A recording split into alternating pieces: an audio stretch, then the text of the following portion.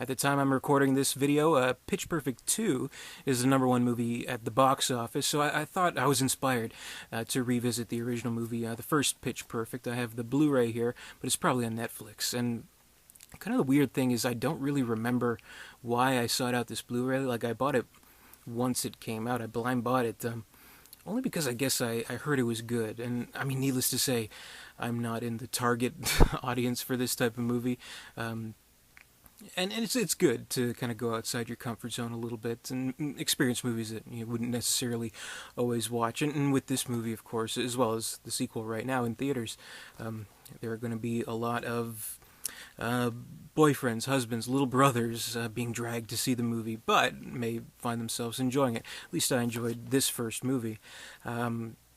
And kind of the weird thing is I barely remembered it. I guess this is 3 years ago now, or maybe like 2.5 or so, when I watched it. And I don't know, maybe that speaks for the movie, where not unlike the pop songs that it revels in and embraces and celebrates, it's pleasant, it's good, it's nice, but it's not retainable. Like, it doesn't really leave a lasting impression. It's disposable, basically.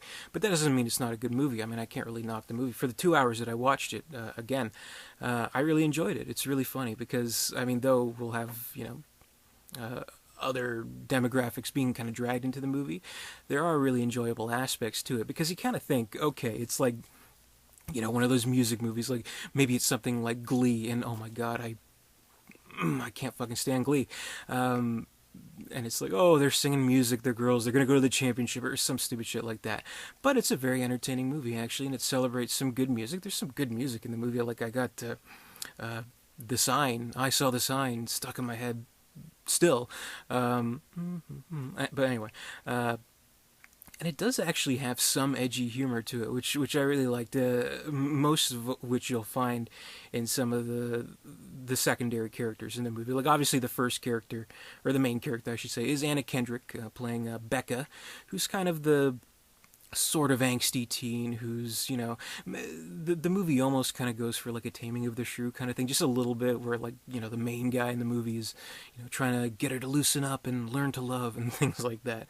So it sort of has aspects to that, like, because she's, sort of a spoiled teen, and she's, a little bit disillusioned and just kind of trying to find her place. She wants to be a DJ. And she loves music, and that's the thing. The movie's about love of music, but she has divorced parents and things like that. So there's subtext, I guess you could find there. But her story is pretty by the numbers with the romance and all that other stuff. But we have secondary characters like the Rebel Wilson character playing Fat Amy.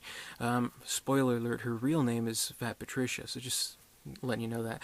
And she has a lot of really funny, kind of off the cuff lines, and even like at the a cappella championships or whatever stupid thing it is, the commentators, one of which is Elizabeth Banks, they have like these really funny throwaway lines where you're like, wait, did they just say that in this movie? So it has kind of edgy humor. Even one part, like, I remember, I was like, whoa, the one girl with like the baloney nips, like, that just comes out of nowhere, and projectile vomiting. So there's some fun stuff there that you don't quite expect from a movie like this, which I enjoyed. So the humor is actually pretty, I don't know, it reaches a wider audience than just a really kind of bland, let's sing these stupid songs and go to the championships and all that stuff. So I found it pretty enjoyable. Anna Kendrick, she is great in the lead role. She really does have that star quality to her.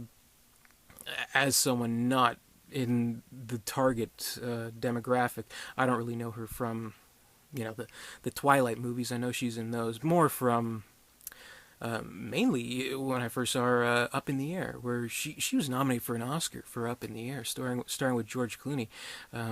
She was great in that movie, and she is I think this must be her first 100% like she's the main character kind of lead role. So I thought she did a great job in that. So I don't know. It's a disposable movie, but that doesn't mean those movies are kind of bad. It's not going to change the world, but at the same time, like the pop music, some people will know all the words. They'll know all the lines to this movie, and it'll cheer them up on a bad day, and that's something special, I think. So I can't take away the power from that. So it's a very funny movie, lots of great music. Anna Kendrick is great. Supporting cast is great.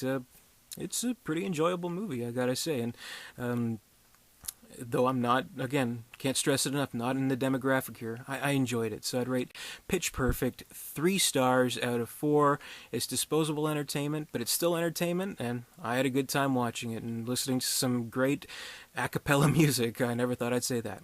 Another thing that I just wanted to mention about this movie, it is kind of, I'd say, quite genius in terms of in like a business standpoint, because you got to figure, okay, so one, they know the target audience. Two, they're expanding that by making it a little bit better than the average kind of crap that they're churning out. So they'll get a wider audience there.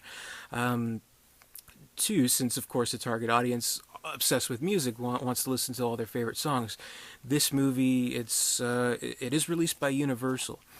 So I'd imagine most, if not completely, the licensed music in this movie is licensed through Universal's record label, which Universal Music, EMI Music, something like that. I don't know, but like if you go through this soundtrack listing, it's like, released by Universal Music, whatever. So that's kind of like synergy there. So that's kind of cool.